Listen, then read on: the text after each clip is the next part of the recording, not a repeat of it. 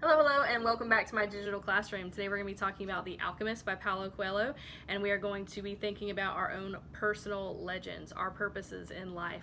And that is a really big and complex idea for so small of a book to try to tackle, but I really feel like this text does an amazing job of getting you to think about how our universe is connected, how the individual is simultaneously insignificant but also crucial to the fabric of our universe, and the idea of following your own heart and following your own journey so that you can get the most out of life by focusing on your strengths, minimizing your weaknesses, and finding joy in the present moment.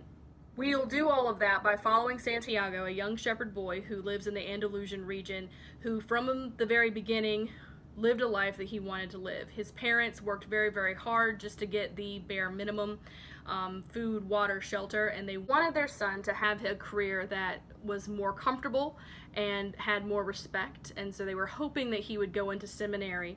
And Santiago tells his parents, I want to travel. I don't want to do this. I want to travel. I want to go to other places, and I want to see other castles, and I want to see other villages, and I want to see those parts of the world. And his parents said, well, the only people who travel for fun are very wealthy. The only people around here who can travel are shepherds. So Santiago says, okay, well, I'll be a shepherd.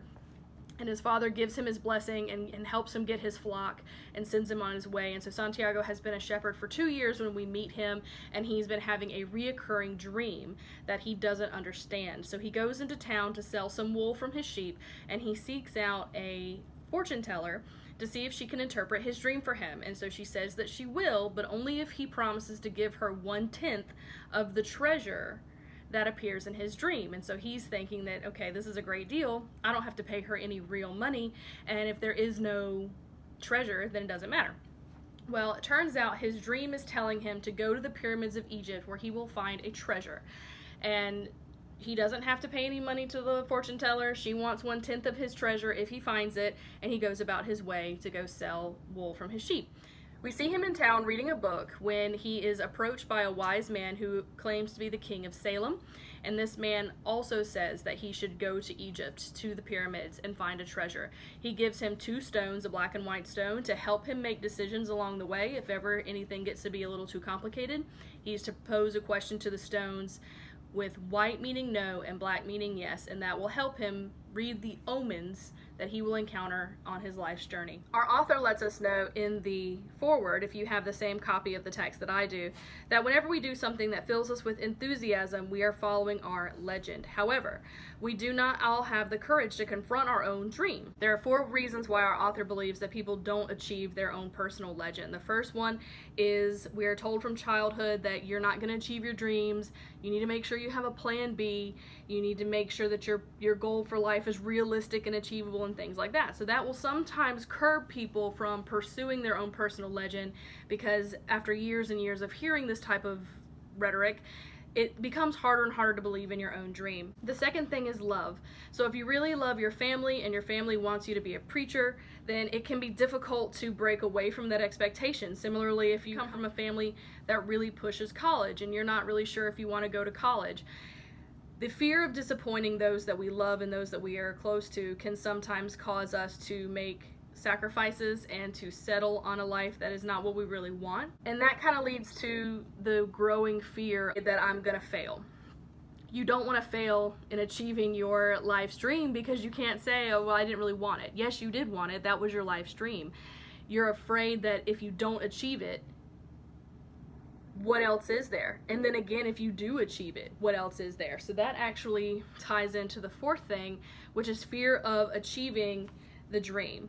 And once you get really close, like you could be like a few steps away from your dream, and then you just kind of sacrifice everything and you self-sabotage and you ruin the whole like hard work path that you've done to get to where you are, because maybe you feel like you don't deserve to have what you want.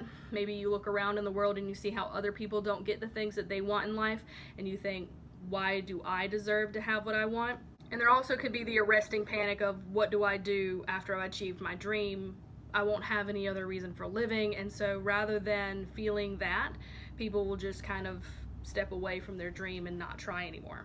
Early in the text, we see on page 11 Santiago says, is the possibility of having a dream come true that makes life interesting. So we are all born with kind of this idea of dreaming and hoping and having fantasies of what we want our life to be. But it's not always easy to achieve your dream because of all of the obstacles that we've talked about.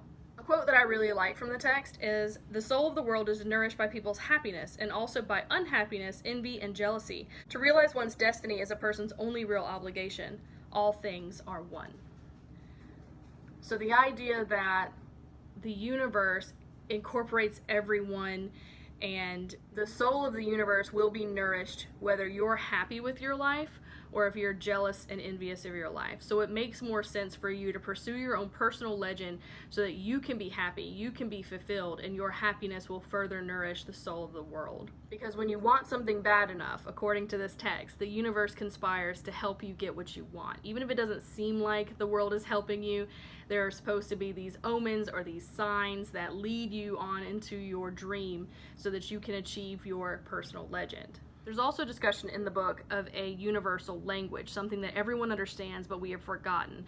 And it has to do with things like enthusiasm, doing things enthusiastically, doing what you love, doing it because you love it, because you love the people around you, as we see on page 62. And then we see things like luck and coincidence tying into this universal language.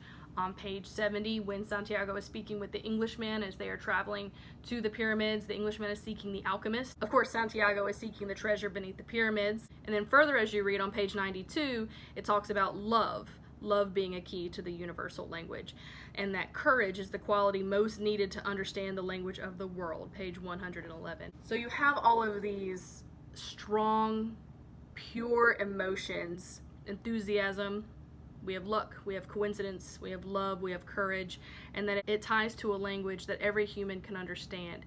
That there's this common human experience that no matter where you live, or no matter what your job, no matter what your socioeconomic status, no matter what you are experiencing, there's a language that exists that all humans can relate to, and everybody can get to a point where we all see that we're the same and that we all want very similar things, and that the only real thing that we should want, that we should strongly desire, is to reach our own personal legend. As he's seeking his personal legend, Santiago deals with many obstacles, many hurdles, many things that slow him down and cause him to really think and take into account his perspective. And I really love how the character deals with perspective. In the very beginning, when he's traveling with his sheep, he has talking about how he's carrying his coat and how his coat is heavy. But before he complains about the heaviness of his coat, he remembers that that coat gives him great comfort in the early morning. Because he needs the coat in the early morning when it's cold, he shouldn't resent the coat when it's heavy and hot and kind of burdensome in the afternoon when it is warm, because the coat has a purpose and it serves him, and it's not a good thing to resent the good things that you have in life. You want to keep perspective and always remember that life could be harder, life could be worse, and think about what would happen if you didn't have all of those toys that you needed to clean up. What would happen if you didn't have a home with a lawn that needed mowing? So anytime you think about chores, just thinking about how grateful you could be that you have the things that need maintenance or the things that need care. Now, Santiago's journey, despite the fact that it's his personal legend and he has a path that he needs to follow, he has to interpret the omens and the signs as he's going through his journey. Nothing is really clear for him. No one says, okay, do X, Y, Z, do A, B, C, and you'll reach the end of your journey. What he has to do is dive into intuition. And what he says about that is, intuition is a sudden immersion of the soul into the universal current of life, where the histories of all the people are connected and we are able to know everything because it's all written there. I love that, because when you think about intuition, this sense of knowing things that you don't really have any reason to know and that you don't have any experience, it's just kind of your gut reaction. It's part of this universal knowledge that we can tap into because other people have experienced things and other people can share their experiences, and we kind of feed off of that general collective universal knowledge, and it's able to educate us as we pursue our own personal legend. Santiago is educated at every step of his journey by some person. And he learns that it's very important to focus on the present. You don't want to regret decisions that you made in the past, and you don't really want to be anxious about decisions you're going to make in the future, because it robs you of the joy of the present. And any kind of regret and any kind of worry is not going to change the past, and it's not really going to influence the future, except maybe to instill you with so much fear that you don't want to move forward. And that part of the 4 issues, fear, would keep you from reaching your personal legend. So you have to focus on the present. You have to find joy in what you're doing, even if that means being patient sometimes, even if that means that you're not doing exactly what you want to do for your personal legend, but whatever it is that you're working on is getting you closer to it. You're following the steps for your path to get you to your personal legend. Page 85 says, if you can concentrate always on the present, you'll be a happy man. Further on page 103, if you pay attention to the present, you can improve upon it. So not only can you be happy in the moment that you're existing in as you're existing in it, you can look around and say, how can I make the world better? How can I make this situation better? How can I make my living situation better? How can I be the change that I wish to see in the world? You know what I mean? And so you're not worried, you're not anxious, you're not regretting, you're enjoying the present, and you're actively working to make improvements in the world around you. I love when the alchemist tells Santiago there is only one way to learn, and it's through action. No one can come to you and download all of their knowledge and say, hey, you need to know this entire tome of knowledge, and once you have that, you're set, you're good to go, everything will make sense. That's not true. I know plenty of people who have studied in college and they've learned and they're book smart, and they just don't know what to do with that knowledge when it comes to applying it to the world. It's not enough to just read a book. You have to put what you've learned into action. You have to use your own hands, and you have to go forward on your own 2 feet, and that is how you really learn about how the world works and about how you work within the fabric of the world. Alchemy is taking a base metal and turning it into gold, taking something that had very little value and turning it into something that was incredibly valuable. So the alchemist is doing that not only with metals, but also with his life. And he is guiding Santiago to become an alchemist of his own life. We should all be the alchemists of our own life, where we are taking whatever we are given and we are turning it into something incredibly valuable that will lead us down our own personal legend, so that we can achieve our own purpose in life and feel so confident and comfortable in our own skin and in our own situations, and we're not worried about what anybody else thinks of us, and we're able to really enjoy our life every moment in the present. That doesn't mean that you won't have hard times. That doesn't mean that you won't have sad times. Santiago, like I said, deals with a lot of obstacles. It's not an easy journey, but as he travels, he's able to find ways to enjoy the things that he's enduring. And it's such a beautiful story of hope and promise for improvements. There are so many beautiful quotes in this that if I were doing the summer reading, I would definitely do the quote analysis, because the wording in this text is so simple but so elegant. It's beautiful. It is a really fantastic read, and I really hope that everyone who's assigned this text really does read it, because it opens up the opportunity to have so many discussions about what do you want to do? Why do you want to do that? How are you going to make the world better? How are you going to improve your current situation? And not a lot of texts do that.